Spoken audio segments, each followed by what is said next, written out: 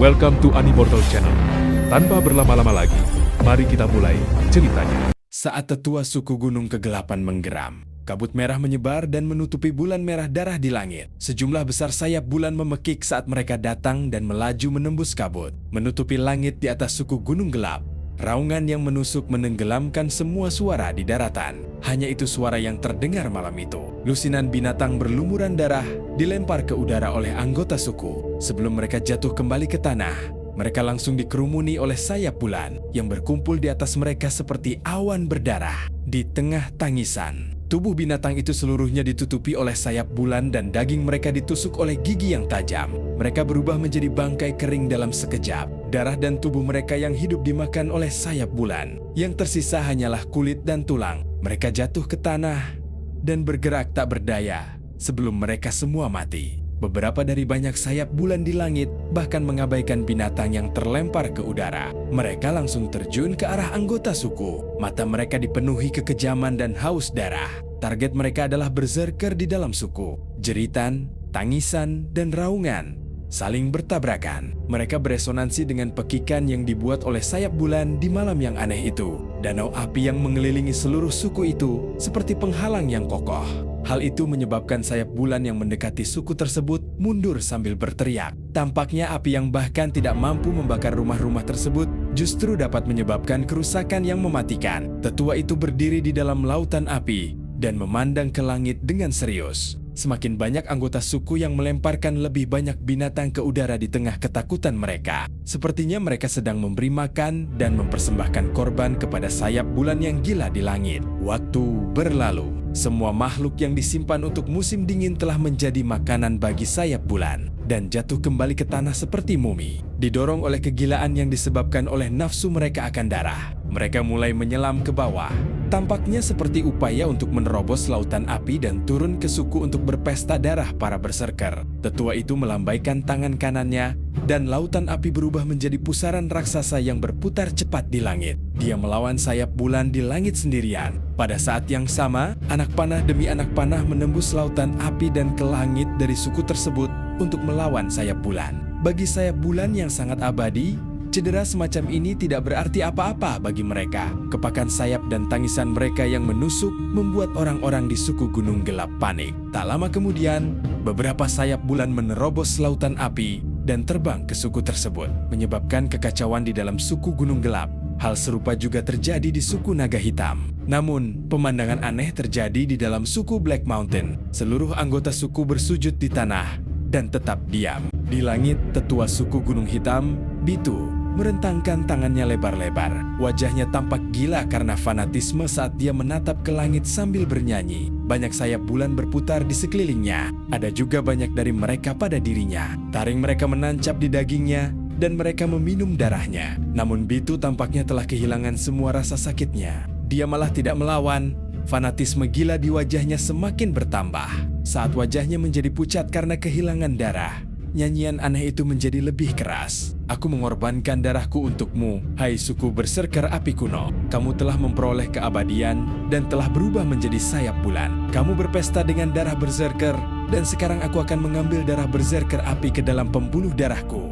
Dia Hong Ladong Bitu berteriak menghadap ke langit dan segera cahaya hitam yang menusuk muncul dari tubuhnya. Saat cahaya hitam menyebar dari tubuhnya, sayap bulan di tubuhnya menjerit. Tubuh mereka mulai layu dan cahaya di mata mereka mulai meredup. Sesaat kemudian, mereka terjatuh dari tubuh Bitu karena kehilangan semua tanda kehidupan. Itu membuat sayap bulan menjadi lebih liar. Proses itu terulang kembali. Sejumlah besar darah dari sayap bulan diserap oleh Bitu. Tubuhnya mulai membengkak dengan kecepatan yang mengkhawatirkan. Dan kehadiran Qi yang kental keluar dari tubuhnya. Saat mereka merasakan kehadiran Qi, bukan hanya sayap bulan yang menjadi semakin panik. Bahkan yang pergi ke suku Gunung Gelap serta suku Naga Hitam pun mengubah arah dan terbang menuju suku Gunung Hitam. Tak jauh dari suku Black Mountain, berdirilah sosok seseorang yang seluruhnya mengenakan jubah hitam. Dia menonjol di antara semua orang suku Gunung Hitam yang bersujud di tanah. Jubah hitam yang dikenakannya juga bukan sesuatu yang bisa ditemukan di suku-suku kecil di sekitar daerah tersebut. Saat dia berdiri di sana, Dia melihat ke arah tetua suku Gunung Hitam di udara. Bibirnya melengkung membentuk senyuman gelap. Aku memberimu cara untuk menemukan batu bulan yang diperlukan untuk memanggil sayap bulan yang terbuat dari pengamuk api. Aku juga mengajarimu cara memanggil mereka. Aku sudah memberitahumu cara tercepat untuk mencapai alam transendensi. Kesuksesanmu terserah padamu sekarang. Dibandingkan kekacauan di luar,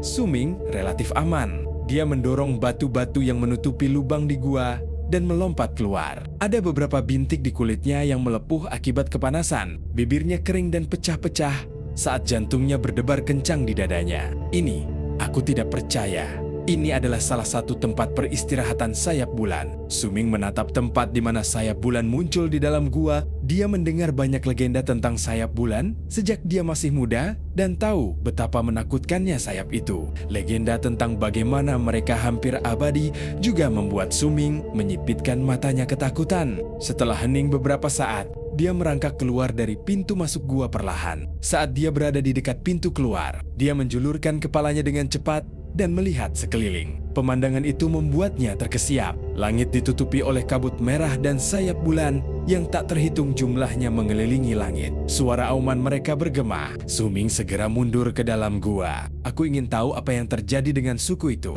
Aku tidak bisa kembali sekarang. Jika aku pergi sekarang, sayap bulan pasti akan menemukanku. Su Ming mengerutkan kening. Dia merasa sangat gelisah dan khawatir terhadap suku tersebut. Meski begitu, dia tahu bahwa dia tidak punya cara untuk menyelesaikan masalahnya. Dia melihat ke tempat di dalam gua, tempat sayap bulan muncul. Perlahan, kilatan muncul di matanya. Jumlah sayap bulan jelas jauh lebih banyak dibandingkan sebelumnya. Dari kelihatannya, bagian dalam gua seharusnya kosong sekarang. Su Ming ragu sejenak sebelum berjalan maju perlahan. Setelah dia melangkahi tempat yang dia gunakan untuk pendinginan dan mengamati bagian gua yang lebih dalam, dia memutuskan, sebaiknya aku melihat apa yang ada di sana yang memungkinkan sayap bulan bertahan di sini begitu lama. Aku mungkin bisa menemukan rahasia mereka dan memberitahu yang lebih tua. Ini mungkin bisa membantu dia. Su Ming kemudian berlari menuju bagian gua yang lebih dalam yang belum pernah dia jelajahi sebelumnya. Aneh,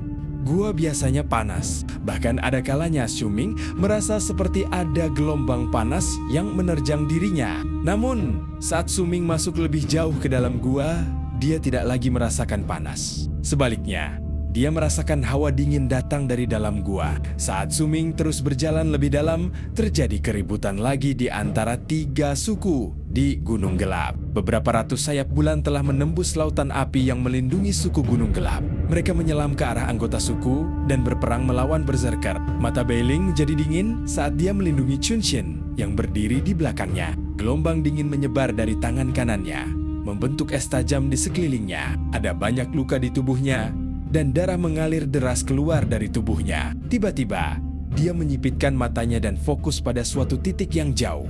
Dia meraih busur di punggungnya dengan tangan kanannya tanpa ragu-ragu. Saat Beiling mengambil busur, niat membunuh yang kuat muncul. Dia menarik busur dengan tangan kirinya dan ujung busurnya berkilau. Segera, salju di sekitar mereka berkumpul di ujung busur dan dia menembakkan panah es ke arah yang dia lihat. Agak jauh dari situ, Lei Chun diliputi nafsu akan darah. Ada banyak sayap bulan di tubuhnya, tapi dia tidak peduli. Sebaliknya, dia tampak dikuasai kegilaan saat dia meraih salah satu dari mereka dan mencoba menggigitnya. Kau ingin menghisap darahku? Baiklah, aku akan menghisap darahmu juga. Saat dia hendak menggigit sayap bulan dalam genggamannya, dia menyadari ada lusinan lagi yang terbang ke arahnya. Dengan levelnya saat ini, tidak mungkin dia bisa melawan begitu banyak dari mereka. Namun pada saat itu, hembusan udara dingin mengalir ke arahnya. Saat angin dingin muncul, anak panah yang terbuat dari salju dan es meledak di atas Lei Chun dengan keras. Hal ini menyebabkan semua sayap bulan di atas Lei Chun jatuh,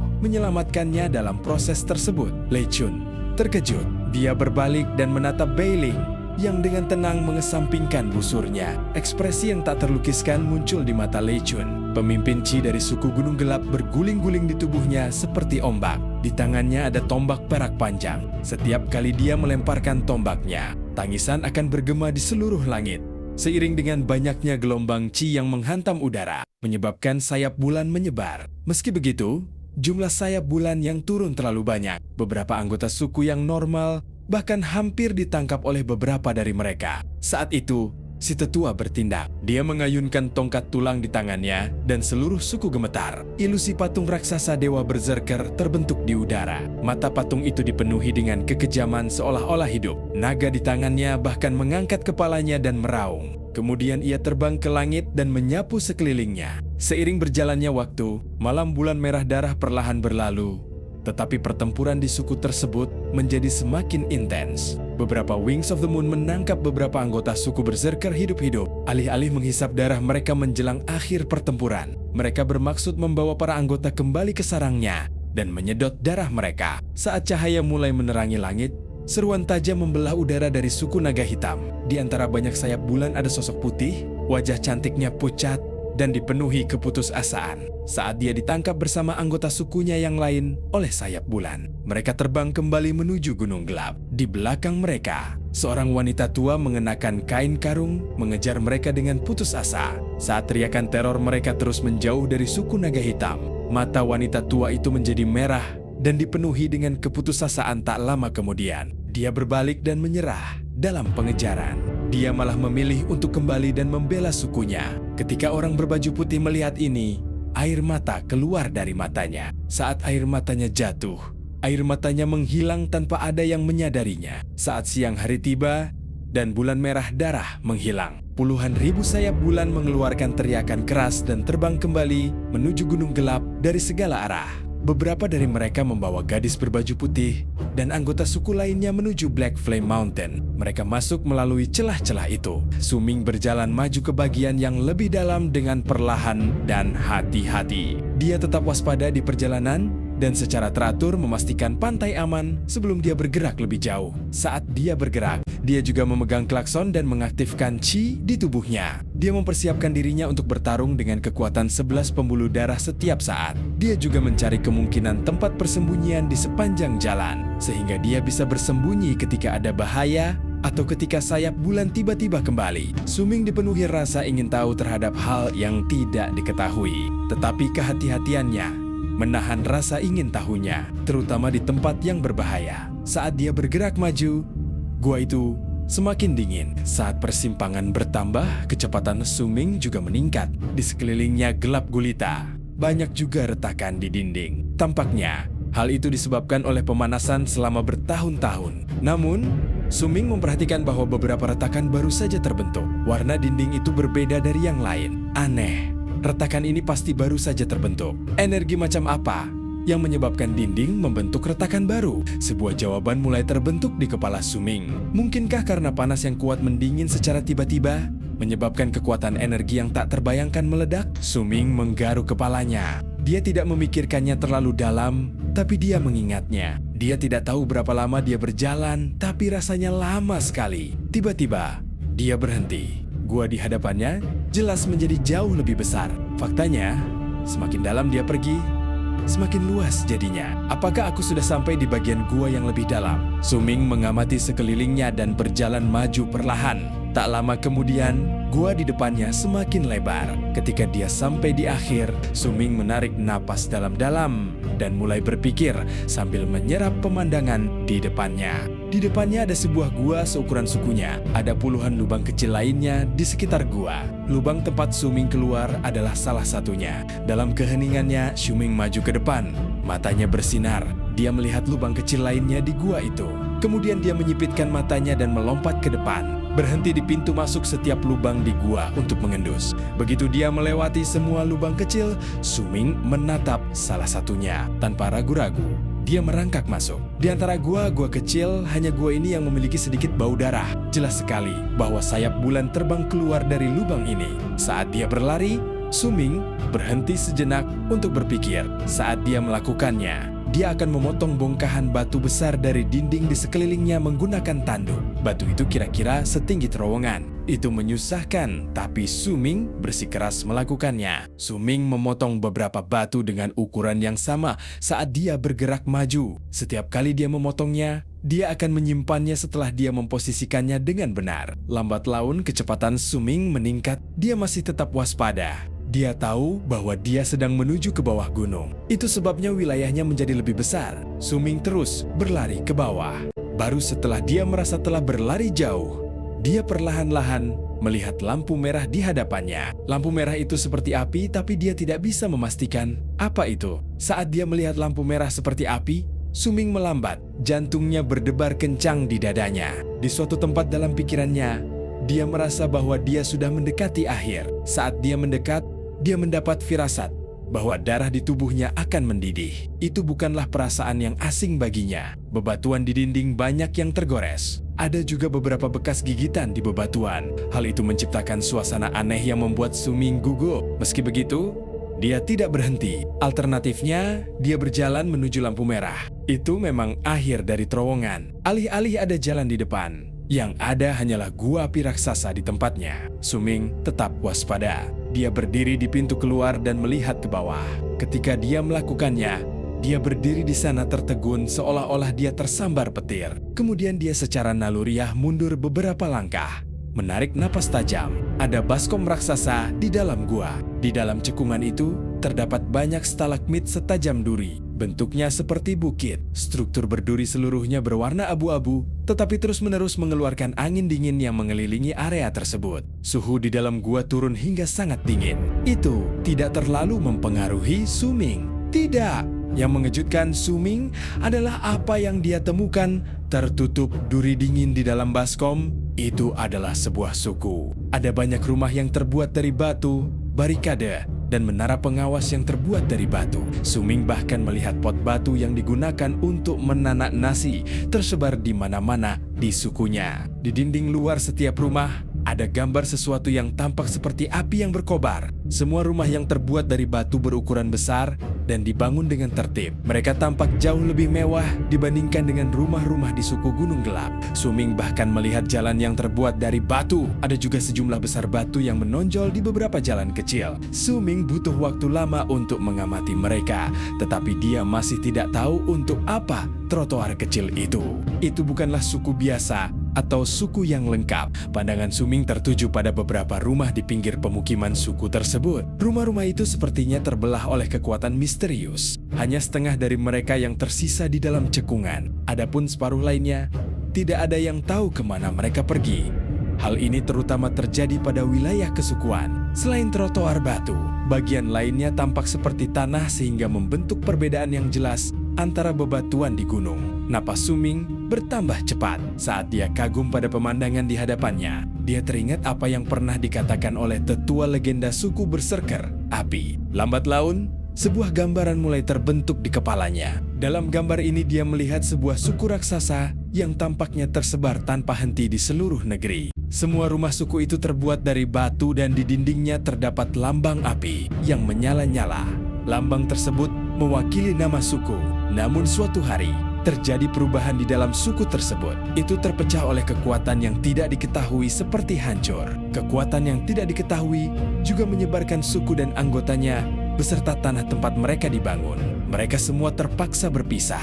Sebagian kecil suku dan tanahnya berpindah ke Gunung Gelap. Itu bukan legenda. Suming melihat pemandangan aneh dan luar biasa di hadapannya. Dia mengalihkan pandangannya ke seluruh suku dan ketika dia melihat ke pusat suku, dia menyipitkan matanya. Ada hal yang lebih aneh lagi di tengahnya. Itu adalah pohon raksasa, atau lebih tepatnya, terlihat seperti pohon raksasa. Seluruh benda itu menyala merah dan memancarkan cahaya yang tampak seperti api. Cahaya yang dilihat Suming dari terowongan berasal dari pohon raksasa ini. Pohon itu setebal puluhan orang dewasa. Akarnya telah menembus tanah dan tampak seperti masuk jauh ke dalam tanah. Tidak ada yang tahu seberapa dalam mereka melangkah. Hanya batang pohonnya yang terlihat. Puncak pohonnya sudah menembus bagian atas gua. Hanya sebagian pohon yang terlihat. Pohon yang tumbuh di dalam Black Flame Mountain. Suming menatap pohon itu. Di sana, dia melihat beberapa bunga merah yang familiar, menampilkan keindahannya yang mempesona. Saat dia melihat bunga merah, Suming teringat pemandangan aneh yang dia lihat di rawa di hutan. Suming mengalihkan pandangannya dalam keheningannya dan melihat reruntuhan suku yang telah terkubur seiring berjalannya waktu. Kesedihan tiba-tiba muncul di dadanya. Dia menghela napas dan melompat turun untuk berdiri di tengah reruntuhan salah satu dari 8 suku berserker yang hebat. Suku berserker api telah berperang melawan dewa berserker. Kalau begitu, sayap bulan juga harus seperti yang digambarkan dalam legenda. Mereka adalah wujud perubahan dari suku berserker api yang telah diberikan keabadian oleh seni berserker tetua berserker api. Tapi ini sulit dipercaya. Bagaimana seni seperti itu bisa benar-benar ada? Seberapa kuatkah tetua api dari suku berserker api? Disebutkan dalam gulungan kulit binatang bahwa setelah alam pemadatan darah adalah alam transendensi. Dan setelah alam transendensi adalah alam pengorbanan tulang. Tidak disebutkan apa yang terjadi setelah alam pengorbanan tulang, para praktisi hanya dikenal sebagai berserker master. Saat Suming memandangi reruntuhan suku di depan matanya dalam diam, dia mulai berjalan ke depan. Suku itu kosong. Selain rumah dan beberapa barang berserakan, Suming bahkan tidak melihat ada tulang berserakan. Keheningan itu menyesakkan. Dia melangkah diam-diam ke trotoar kecil yang dipenuhi batu-batu yang menonjol. Ketika dia menginjaknya, dia merasakan mereka menusuk kakinya. Dia menundukkan kepalanya dan melihat ke trotoar, tetapi dia masih tidak tahu kegunaannya. Dia berjalan maju perlahan tapi berhenti tiba-tiba. Saat dia melihat sekilas sesuatu dari sudut matanya, dia menoleh ke arah dan melihat mayat tergantung di dinding. Di perbatasan itulah, suku itu disingkirkan. Mayatnya disembunyikan di beberapa rumah. Itulah sebabnya Suming awalnya tidak melihatnya. Namun saat dia berdiri di sana, dia bisa melihatnya dengan jelas. Saat dia melihat kerangka itu, Suming menyipitkan matanya. Ini adalah satu-satunya mayat yang dilihatnya di tempat itu. Dia berjalan menuju mayat itu dengan cepat. Saat dia melihatnya lebih dekat, Suming menggigil. Mayat itu sangat aneh. Bagian atasnya adalah milik seseorang, tetapi sudah layu. Bagian bawah mayat itu bahkan lebih aneh lagi. Tampaknya telah meleleh dan bermutasi. Itu berbeda dari kerangka orang normal. Kerangka sepasang sayap juga tampak muncul di punggungnya. Melihat mayatnya, bahkan terlihat mirip dengan sayap bulan. Seolah-olah orang tersebut mengalami perubahan wujud sebelum kematiannya. Dia membayangkan rasa sakit seseorang yang berubah menjadi sayap bulan, tetapi tidak ada sedikit pun rasa sakit di wajah mayat itu. Sebaliknya yang ada hanya ejekan dan kebanggaan di wajahnya. Tidak diketahui siapa yang dia ejek. Jari telunjuk tangan kanannya telah menembus dinding batu di sisinya. Suming mengangkat kepalanya untuk melihat dinding batu di sisi mayat, dan dia melihat rangkaian kata yang jelas di dinding. Itu adalah kata-kata dari suku berserker. Saat Suming melihat mereka, suara kepakan sayap terdengar melalui pintu masuk terowongan. Terdengar suara gemuruh yang menusuk tulang bercampur di antara keduanya. Suming bahkan samar-samar bisa mendengar tangisan keputusasaan di antara suara kepakan dan raungan. Sayap bulan telah kembali. Ekspresi Suming langsung berubah. Suara kepakan sayap sepertinya siap menimbulkan badai di gua yang tadinya sunyi, yang menampung reruntuhan suku. Mata Suming bersinar karena rasa takut, tetapi dia tidak bergerak. Suara kepakan sayap dan jeritan tajam bergema di telinganya, tapi Suming tahu berapa panjang terowongan itu. Sekalipun suara itu datang lebih dulu, masih ada waktu tersisa sebelum sayap bulan benar-benar kembali. Mungkin tidak ada banyak waktu tersisa, tapi itu masih cukup baginya untuk melarikan diri. Suming tidak ragu-ragu. Dia mengarahkan pandangannya pada kata-kata yang terukir di dinding tempat mayat aneh itu bersandar. "Mengapa kamu meratap? Hai langit biru?" Ini adalah kata-kata pertama yang terukir di dinding. Tulisan tangan itu penuh dengan kekuatan dan kejantanan, memperlihatkan sedikit pun kekurangajaran dan kemarahan. Suming menyipitkan matanya. Saat dia melihat kata-kata itu, Suming tidak benar-benar memahami maknanya dan hanya bisa memahami inti dasarnya. Meski begitu, dia masih bisa merasakan kesedihan dan sikap acuh tak acuh dalam kata-katanya. "Mengapa kamu menangis? Hai langit biru," gumam Suming. Lalu dia melihat garis-garis lain di dinding. Keinginan untuk mendapatkan berserk menyebar ke seluruh penjuru bumi. "Biarkan api berkobar dalam darahku. Biarkan pikiranku membakar langit. Biarkan api membakar surga menjadi abu. Jika tidak benar, bulan api muncul dari awan di bumi yang tak berujung. Aku akan tenggelam dalam pemikiran yang mendalam seperti api dalam darahku terbakar." 9 adalah yang terhebat dari semuanya. Dan yang satu adalah hukum. Nyalakan api berserker dan sembahlah 9. Biarlah kita semua menjadi otoritas api. Engkau yang menguasai langit. Hanya engkau yang mampu menganiaya aku. Kata-kata di bawahnya jelas diukir oleh orang yang sama. Tetapi itu bukan lagi sebuah ratapan. Itu adalah kata-kata yang sulit dimengerti. Nyalakan api berserker dan sembah 9. Biarlah kita semua menjadi penguasa api. Suming mengerutkan kening. Garis-garis khusus ini sulit untuk dipahami. Suming membacanya lagi, tetapi meski begitu, dia masih memahami inti dasarnya. Saat dia berpikir, raungan menusuk, dan suara kepakan sayap menjadi lebih keras di telinganya. Saat bergema melalui terowongan tidak jauh dari sana, Suming tidak berlama-lama lagi tetapi berlari menuju terowongan dengan cepat. Dia sudah berada di terowongan. Dalam sekejap mata, saat dia berdiri di sana, raungan yang menusuk menjadi lebih jelas. Suming berbalik dan melihat ke arah suku terpencil itu sekali lagi, lalu berlari ke dalam terowongan dengan cepat. Saat dia berlari, dia memperhatikan volume aumannya. Ketika dia berada beberapa meter di dalam terowongan, Suming berhenti dan merangkak ke celah dinding di sebelahnya. Retakannya tidak besar, tapi Suming awalnya kecil, jadi dia tidak punya masalah untuk masuk ke sana. Begitu dia merangkak masuk, dia langsung berjongkok dan mengatur napasnya, menggunakan dinding sebagai tempat persembunyian. Suming mengintip dari celah dan menunggu dalam diam saat jantungnya berdebar kencang di dadanya. Suming menghitung waktu dengan napasnya. Setelah 10 napas, dia merasakan merinding menutupi seluruh tubuhnya. Dia melihat kabut merah tebal bergulung ke dalam terowongan seperti ledakan. Di dalam kabut ada bayangan merah yang terbang lewat sambil mengeluarkan suara gemuruh. Bayangan merah itu adalah sayap bulan. Melihat sayap bulan dalam jarak sedekat itu membuat jantung Suming berdetak lebih kencang. Namun dia tidak bergerak sedikit pun. Dia bahkan menyipitkan matanya untuk menghindari cahaya yang terpantul dari matanya. Sejumlah besar sayap bulan terus berkerumun di dalam terowongan. Salah satunya bahkan menabrak tepi celah dan jaraknya hanya sekitar setengah kaki dari tempat Suming berjongkok. Suming memegang klakson itu arat-orat dengan tangan kanannya hingga buku-buku jarinya memutih. Saat itu, dia bahkan tidak bisa merasakan detak jantungnya sendiri. Seolah-olah dia telah benar-benar tenang meskipun dia berada dalam situasi yang sangat menegangkan. Dia menatap sayap bulan yang menabrak dinding. Saat dia melihat wajahnya yang mengerikan dan sayapnya yang mengepak, dia terbang keluar dari celah. Suming tidak lengah. Malah, itu membuatnya semakin waspada. Pada saat itu, dia mendengar tangisan penuh keputusasaan. Suming mengintip dari celah dan melihat siluet beberapa orang yang ditangkap oleh sayap bulan di dalam kabut. Dibawa kembali ke sukunya, ada 9 dari mereka. Suming tidak dapat melihat kesembilannya dengan jelas, tetapi saat dia mengalihkan pandangannya ke arah mereka, dia melihat seseorang berpakaian putih. Wajahnya yang cantik dipenuhi dengan keputusasaan dan kesedihan. Itu dia.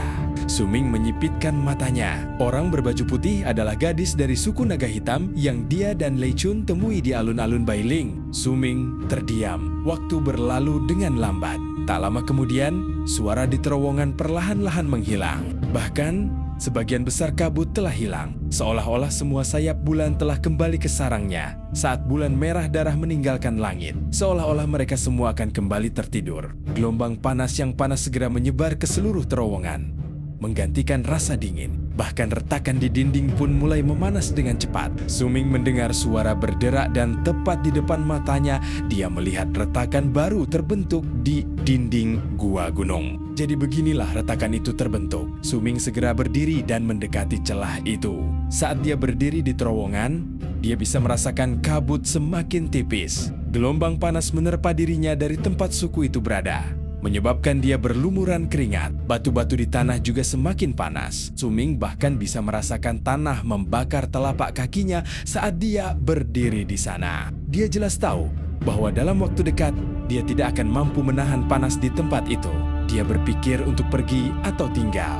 Ada sedikit keraguan di wajah Suming. Erangan menyedihkan terdengar melalui terowongan. Siapapun yang mendengarnya pasti akan gemetar. Aku sudah berbohong padanya di alun-alun bersama Lei Chun. Kesadaranku tidak mengizinkanku pergi begitu saja. Suming masih merupakan anak yang jujur.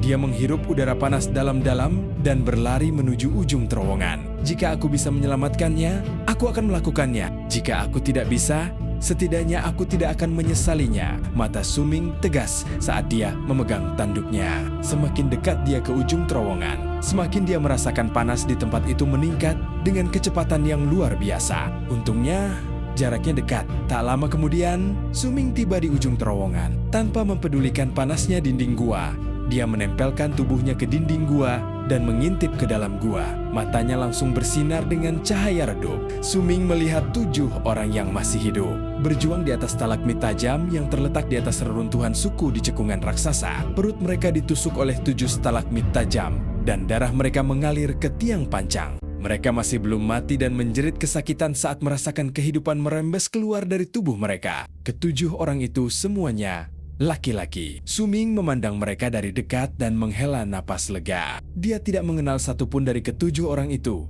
Jadi jelas bahwa mereka bukanlah orang-orang dari suku Gunung Kegelapan. Stalagmit tajam lainnya di sekitar mereka mencair. Saat meleleh, sejumlah besar magma merah menutupi daratan seperti sungai. Saat dia melihat itu, Suming menarik napas dalam-dalam. Dia akhirnya mengerti tujuan dari stalagmit tajam itu. Tempat ini sungguh aneh. Mungkin kebangkitan dan kepergian sayap bulan terkait dengan stalagmit yang tajam, pikir Suming. Stalagmit yang tajam mungkin kadang-kadang terbentuk dari magma karena alasan yang tidak diketahui, tetapi tidak dalam waktu lama. Setelah sayap bulan kembali, mereka akan meleleh dan kembali menjadi magma. Dengan banyaknya stalagmit yang aku lihat tadi, ketika mereka meleleh sepenuhnya, baskom akan terisi penuh. Suku itu akan disembunyikan sekali lagi di bawah magma. Ming mengangkat kepalanya dan memandangi batang kecil berwarna merah yang tampak seperti pohon besar yang terletak di tengah suku. Pohon itu juga menunjukkan tanda-tanda meleleh di bawah suhu panas yang ekstrim di cekungan. Anehnya, ia bergerak-gerak. Jika Suming melihat lebih dekat, dia akan melihat ada garis merah di sekitar pohon itu. Terkadang, sebagian darinya akan jatuh. Jelas sekali bahwa itu adalah sayap bulan. Namun, sayap bulan yang kembali ke pohon tidak lagi memiliki ekspresi garang di wajahnya. Sebagai gantinya, tampak kesakitan, kesedihan, dan kesedihan. Mereka tidak terus berteriak, tetapi mereka tampak seperti menangis tanpa suara. Beberapa sayap bulan bahkan membuat gerakan aneh. Mereka terus mengangkat cakarnya dan menggigitnya hingga mengeluarkan darah di tengah kesedihan mereka. Mereka menyeka cakar pada mata mereka, tetapi tidak ada darah pada cakar yang digigit. Sayap bulan itu merangkak ke pohon. Apa yang mereka lakukan? Suming menatap pohon itu. Saat dia berpikir, dia merasakan panas semakin meningkat. Dia tidak bisa tinggal di sana lebih lama lagi. Aku tidak dapat menemukannya. Sayang sekali. Suming menggelengkan kepalanya. Dia mencoba yang terbaik. Saat dia hendak pergi, dia berhenti. Pandangannya tertuju pada dahan pohon merah yang terletak di tengah cekungan. 2 wajah muncul di pohon. Salah satunya, dia tidak tahu, tapi yang lainnya adalah Bailing. Mata Bailing kosong dan hampa kehidupan seolah dia sudah menyerah. Pada saat itu, dia tampak seperti wanita cantik yang sedih. Suming menatap wajahnya, lalu magma yang berkumpul perlahan ke bawah. Sebagian besar stalagmit telah meleleh menjadi magma dan menjulang sekitar setengah tinggi rumah suku tersebut. Satu-satunya hal yang terlihat di dalam cekungan itu adalah atap rumah. Bahkan atapnya berubah menjadi warna merah panas. Sayap bulan muncul ketika bulan berwarna merah darah berada di langit. Tapi kalau dilihat dari situasi di sini, mereka juga pasti ada hubungannya dengan panasnya tempat ini. Mereka sangat takut panas. Itu sebabnya mereka hanya akan keluar dan berburu saat tempat ini menjadi dingin. Saat mereka kembali, mereka semua akan merangkak ke pohon. Tak satu pun dari mereka akan berada di luar. Semua ini adalah bukti teori aku. Suming tidak bertindak sembarangan, tapi dia berdiri di sana saat matanya bersinar terang. Aku seharusnya bisa menyelamatkannya, tapi aku masih harus menunggu lebih lama lagi. Suming menatap pohon itu dan sesekali melihat ketinggian magma di cekungan. Setelah beberapa saat, panas di tempat itu kembali meningkat. Hal itu menyebabkan Suming terus-menerus berkeringat. Kulitnya juga menunjukkan tanda-tanda menangis dan pecah-pecah. Qi di seluruh tubuhnya mendidih saat ia mewujudkan 11 pembuluh darah. Suming melompat turun. Dalam sekejap mata, Suming mendarat di salah satu atap cekungan. Saat dia mendarat, dia mendengar suara mendesis. Asap putih langsung keluar dari bawah kakinya. Suming tidak berhenti. Dia melompat lagi dan mendarat di jalan lain. Setelah beberapa lompatan, dia sudah berada di dekat pohon merah yang aneh. Saat dia hendak mencapai pohon itu, Suming melihat gadis tak dikenal di samping Bailing mengerut saat dia menjerit kesakitan. Seketika, dia menjadi tumpukan tulang. Sepertinya dia menyatu dengan pohon itu. Hidupnya dan seluruh dagingnya diserap oleh suatu kekuatan misterius. Pemandangan yang tiba-tiba itu mengejutkan Suming, tetapi dia tidak berhenti.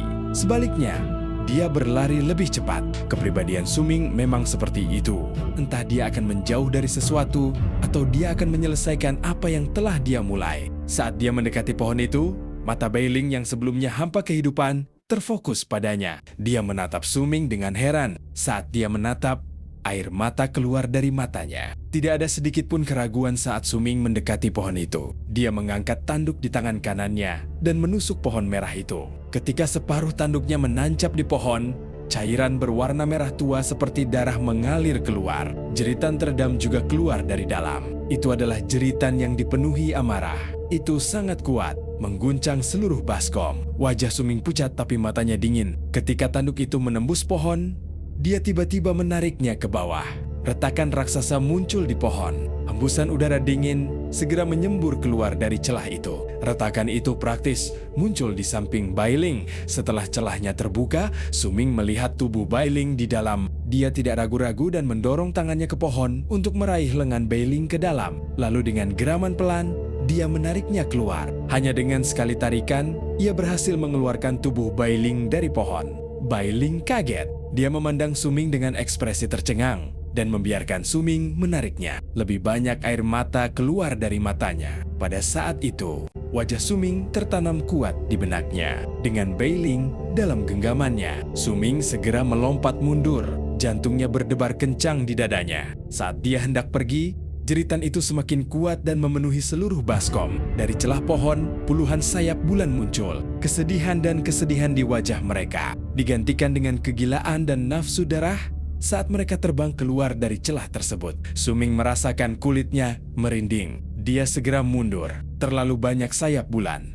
Mereka berbaris begitu padat. Suming menduga ada sekitar ribuan dari mereka yang mendatangi dia dan Bailing. Ada lebih banyak lagi sayap bulan di dalam pohon. Namun, saat sayap bulan hendak mengejar mereka, Suming melihat gelombang panas menerjang mereka. Wajah mereka dipenuhi teror. Beberapa di antaranya bahkan membeku dan jatuh ke dalam magma. Mereka pecah dan hancur berkeping-keping seperti batu. Tidak ada darah atau daging. Hanya hembusan udara dingin yang muncul dari tempat mereka hancur. Legenda suku berserker api abadi yang berubah menjadi sayap bulan memang benar adanya. Mereka awalnya tidak takut pada api. Tetapi begitu mereka berubah menjadi sayap bulan, mereka mengalami mutasi misterius dan menjadi takut pada api. Kelihatannya, tubuh mereka sedingin es. Suming menyipitkan matanya. Saat dia mundur, dia melemparkan Bailing ke pintu masuk terowongan terdekat dengan tangan kirinya. "Kenapa kamu masih melamun cepat lari?" Suming menggeram padanya. Bailing tersadar dari pingsannya seolah dia baru saja bangun dari mimpi buruk. Saat tubuhnya mendarat di pintu masuk terowongan, dia berbalik dan menatap Suming. Saat dia hendak berbicara, Suming berlari menuju pintu masuk terowongan. Magma di cekungan telah menutupi seluruh rumah di suku tersebut. Hanya tersisa sedikit atap. Wajah Bailing pucat. Dia tidak ragu-ragu lagi. Dia berbalik dan berlari ke terowongan. Kakinya sakit, tapi dia mengabaikannya. Satu-satunya pikiran yang ada di benaknya saat itu adalah melarikan diri dari tempat itu. Suming melompat ke beberapa atap di kiri dan langsung menuju terowongan. Di belakangnya, sejumlah besar sayap bulan menjerit, namun mereka tidak berani mengejar. Tangisan dan raungan teredam dari pohon membuat sayap bulan semakin histeris. Beberapa lusin dari mereka bahkan langsung menuju Suming tanpa mempedulikan panasnya. Chi di tubuh Suming mendidih. 11 pembuluh darah menyebar ke seluruh tubuhnya. Ketika sayap bulan datang, dia mengayunkan klakson di tangannya dan bergegas menuju terowongan. Semua ini terjadi dalam waktu singkat. Meskipun demikian, ketika Suming tiba di terowongan, beberapa sayap bulan yang mengejarnya jatuh dan hancur di magma. Jantung Suming berdebar kencang tapi dia tenang. Semuanya berjalan sesuai rencana. Jika dia memutuskan untuk menunggu lebih lama, dan magmanya semakin tebal sebelum dia bertindak, segalanya tidak akan semudah ini. Faktanya, lebih banyak sayap bulan yang mengejarnya. Saat dia melangkah ke dalam terowongan, kaki Suming mengeluarkan bau daging terbakar. Meski begitu, dia tidak berhenti. Dia malah berlari lebih cepat. Di belakangnya, semua sayap bulan di cekungan meraung, tapi mereka tidak mengejar. Tetap saja, ada beberapa yang berhasil masuk ke dalam terowongan, meskipun banyak rekan mereka yang tewas. Mereka menyerbu Suming. Sayap bulan takut panas. Makanya, mereka tidak berani keluar dari pohon. Tapi semakin dekat kita berada di luar, panasnya juga akan berkurang. Saat Suming berlari, Pekikan di belakangnya semakin jelas. Aku harus membunuh semua sayap bulan yang mengejar kita. Mereka tidak boleh tinggal diam. Suming memandangi batu besar yang sebelumnya dia potong ketika dia masuk. Dia segera berlari ke arahnya. Dengan tanduk di tangannya, dia berbalik dan melihat 4 sayap bulan berlari ke arahnya dengan ekspresi buas di wajah mereka. Suara kepakan sayap mereka semakin keras. Wajah Suming pucat, tapi matanya tenang. Saat keempat sayap bulan hendak mencapainya, Suming menendang batu besar itu. Dia mengukur ukuran batu itu sebelumnya. Ukurannya kira-kira sama dengan terowongan. Saat dia menendang batu itu dengan memfokuskan seluruh kekuatan Qi ke kakinya, batu itu terbang dan memblokir terowongan seperti pintu. Suming selalu memiliki waktu yang tepat. Menurut perhitungannya, pintu batu itu bisa menahan 3 sayap bulan untuk sementara. Adapun sisanya, dia akan membunuhnya dengan tanduk di tangannya, menggunakan panas di terowongan untuk keuntungannya. Namun, sayap bulan terlalu cepat. Barikade batu yang dibuat Suming hanya berhasil menghentikan mereka berdua. 2 orang lainnya berhasil melewati barikade dan bergegas ke arahnya. Suming mengerutkan kening dan segera berlari ke depan. Bahkan jika dia bisa membunuh kedua sayap bulan, dia akan terluka. Selain itu, dia masih punya rencana yang lebih baik. Saat dia berlari, kecepatan pengejaran sayap bulan meningkat. Kurang dari 100 kaki darinya, ada batu lain dengan ukuran yang sama. Saat dia berlari melewati batu itu, Suming menggunakan pengalamannya sebelumnya dan menendang batu itu. Dengan suara keras, batu itu terbang dan menghalangi terowongan. Ia menahan salah satu dari mereka, sementara yang lainnya melarikan diri. Saat yang lain bergegas menuju Suming, tatapan dingin di mata Suming menebal. Dia tidak mundur lagi tetapi memilih untuk maju dengan klakson di tangannya. Pria dan kekejian itu segera bertempur di dalam terowongan. Jika Suming tidak mengikuti jalan berserker, dia tidak akan mampu melawan, apalagi bertarung. Namun, dia sudah mewujudkan 11 pembuluh darah.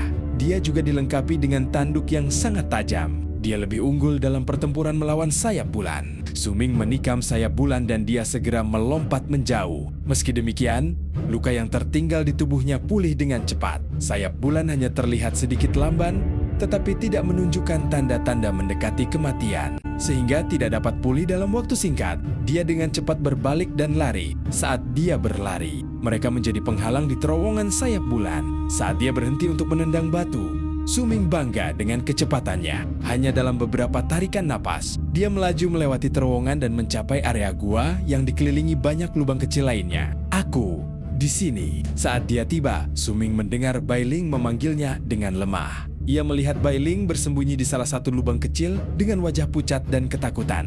Dia gemetar.